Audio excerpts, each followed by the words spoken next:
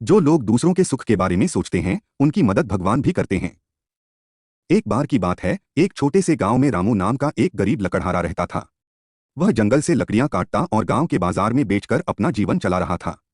उसे इस काम से सिर्फ इतना ही पैसा मिल पाता था कि वह थोड़े बहुत खाने की व्यवस्था कर सकता था। बहुत परेशानियों में उसका जीवन चल रहा था। इस वजह से वह बहुत दुखी रहता था। एक दिन लकड़हारे के गांव में एक विद्वान संत पहुंचे।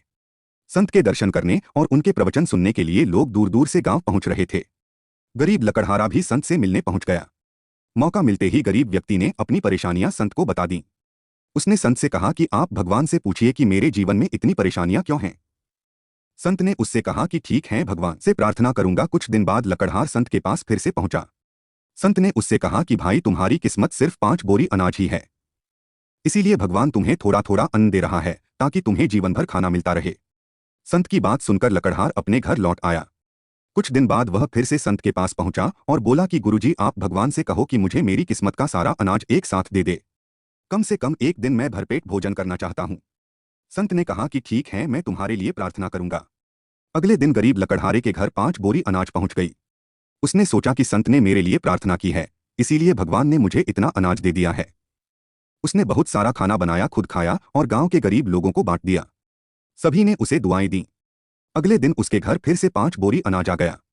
उसने फिर ऐसा ही किया, खुद खाया और दूसरों को खाना खिला दिया। काफी दिनों की चलता रहा। फिर एक दिन वह संत के पास पहुंचा और पूरी बात बता दी। संत ने उससे कहा कि भाई, तुमने अपनी किस्मत का अनाज दूसरों की खिला दिया तो तुम्हारे इस नेक काम से भगवान बहुत प्रसन्न हैं। इसीलिए वे तुम्हें अन्य जरूरतमंद लोगों की किस्मत का अनाज भी दे रहे हैं ताकि तुम उन्हें भरपेट भोजन करा सको।